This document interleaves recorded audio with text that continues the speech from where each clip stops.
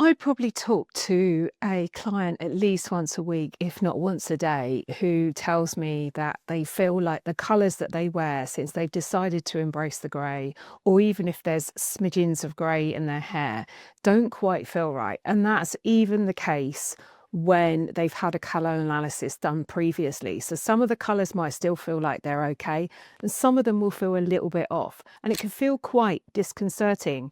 So today I'm addressing that issue. I'm going to talk to you about colours for when you embrace the grey, the best colours to go for, the ones to avoid, and how to assess what might work for you and what wouldn't.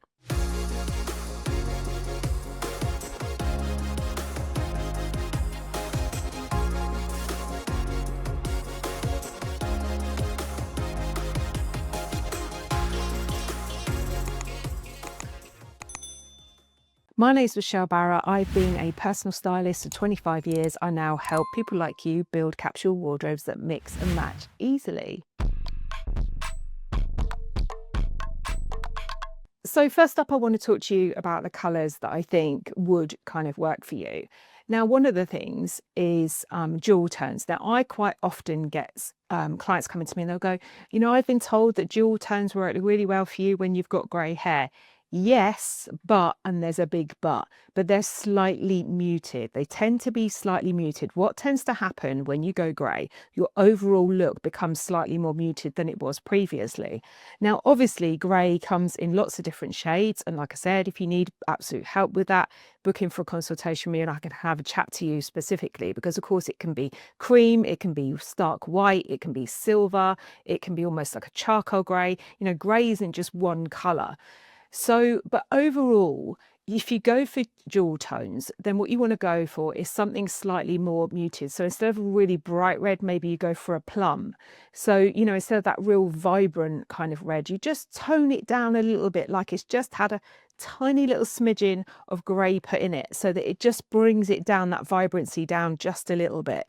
Or it could be that you go for, like a turquoise colour. So it could be a slightly muted turquoise colour. So you can definitely go for those dual tones, and I would recommend them, but just go for the ones that are slightly more muted. Next one is dusty pastels. Now, dusty pastels can be absolutely fantastic. What you probably don't want in most cases is something that is really, really light and wishy-washy.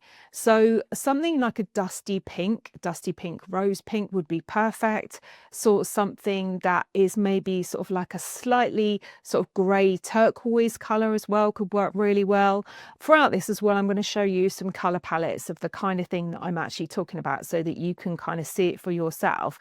But obviously, if you have a colour analysis done, even if you've had one done previously, then that really helps you define it much better, because this is quite a kind of broad example.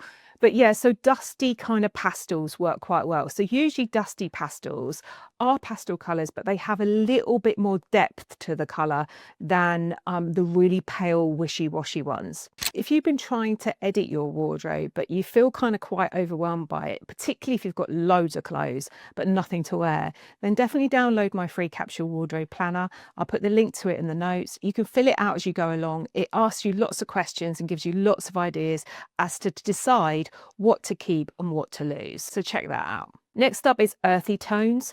Now, what you probably don't want to do is dress yourself head to toe in beige.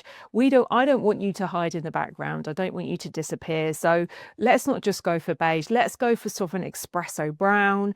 Some of those very earthy kind of tones can look fantastic. So again, if you're going to go for sort of the burnt orange colors or anything like that in that kind of earthy tone palette, go for something that's slightly more muted rather than the really bright, vibrant colours. But this is a way of you wearing colour without feeling like it's all really drab and really ooh and dull, but then also not too bright and overwhelming. The next up is whites. Now, on most cases, and it's not every case, but in most cases, what you want is like a softer white. So a slightly sort of almost towards an ivory or cream. That's kind of often better than the real kind of stark white colours. Now, the way in which you can work that out, if you're saying to me, well, white's white, surely white is just crisp white, it's not. So if you go into any store, pick up a few different items of clothing that are white and you'll see the difference. You'll see that some of them look more like a grey sort of blue white, and some of them look slightly warmer, like a more creamer white. They're the ones that usually, if you've gone grey, will probably suit you better. So maybe go into a changing room, try a few on and see which works. Next up is kind of bluey kind of reds. So think your burgundy, think your plums, think your kind of slightly towards purple colours. Those kind of colours tend to work really well as well. So what you don't want is the kind of brighter orangey tones as a general rule. Most people will be better with the kind of more bluey reds. So kind of have a look at those as well, because that again is a great way of wearing colour. And also those burgundies and those plums go really well with the kind of turquoise colours as well. It's a really nice kind of vibrant, but not too vibrant colour mix. Now, the colours that you should avoid, the first one I would say is really bright sort of neon colours. Now, for the most part, these will be too much. They will kind of make you sit in the background and the colour kind of jump out on top. So avoid those real neon pinks, lime greens, bright yellows. Unless you're kind of mix it with something that's slightly more muted, you could probably use it as a highlight, but I definitely wouldn't dress head to toe with that. So if you're going to go for that and you really like those colours, just go for the ones that are slightly toned down so that it works a lot better. So if you feel like that your colours have changed or that colours don't quite work for you anymore, definitely book in for a consultation with me. I'd love to meet you. We can have a little 15-minute chat. It's entirely free. I talk to you about how I might be able to help you and what might work for you now that you decided to embrace that grey. So if you're interested in that, there's a link in the notes, so check it out. Next up, I would avoid all the beiges. Like I said before, it's not about kind of not putting beige in your wardrobe. Beige is actually fine, but just don't go head to toe in beige because it can make you look really kind of drab. So go for something with a little bit more depth of color to it. So like I said earlier, when I was talking about the earthy tones, those are kind of a good replacement so that you're not kind of going for that the one that really tends to kind of be quite bad is that real stone kind of beige color. So I would avoid that if you can, or at least kind of go into a store and try some of those shades on and see how they feel on you. But for the most part, it can feel kind of quite draining. Now, next one is a little bit controversial, and I kind of think it's sometimes the case and sometimes not. So this is definitely one you want to test or you want to get help with a color analysis. But greys, sometimes when you are wearing something that is all the same color as your hair, it can kind of look like it draws you down, particularly if you've got very pale kind of blue tones to your skin tone. If you've got a lot of warmth to your skin, you can probably get away with it. So it really depends on your skin tone, your eye color as well. But sometimes be careful with the greys because they can kind of drain you out. So if you're really confused by that, definitely book in for a little chat with me and we can have a chat about how I can help you. So one of the best ways that you can work with colour once you've decided to embrace the grey is to kind of use it strategically. So like I said, burgundies and turquoise can go really well, or maybe you could go sort of black, you maybe go for charcoal grey. Often it needs to be a little bit softer. So charcoal grey pants and maybe a turquoise blouse, something like that works really nicely. And it gives that kind of hit of colour and feels like you're wearing colour, but without it being kind of overwhelming as well.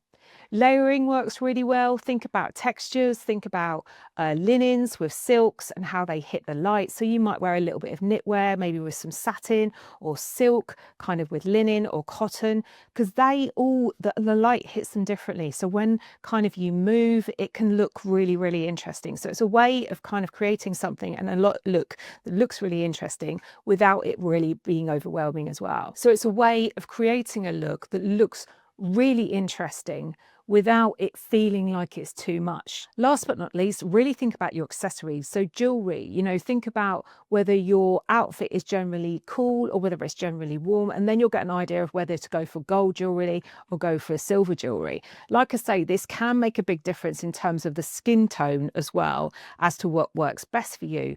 But overall, generally, your colours tend to need to be slightly more muted than they would have done maybe previously. So some of the more vibrant colours might feel a little bit overwhelming now. If you've enjoyed this video, why not consider joining my membership, Capsule Closet Success, here on YouTube. It's for the price of a coffee once a month. I come on live, answer your questions live. We have a different theme each month. I drop in special offers every week into our little community area where you get discounts or special offers on loads of different brands. You can even request brands. You can ask me questions. I prioritize answering your questions above anybody else's. So if that's something you think you might be interested in, check out the link in the notes, send me a message, leave a comment below if you've got any questions. I'd love to see you there. So I hope you found this helpful. Let me know in the comments what you think. Let me know if you've noticed changes since you've decided to embrace the grey and what you've done about it. I'd love to hear from you. Have a wonderful week and I will see you next time. Take care. Bye.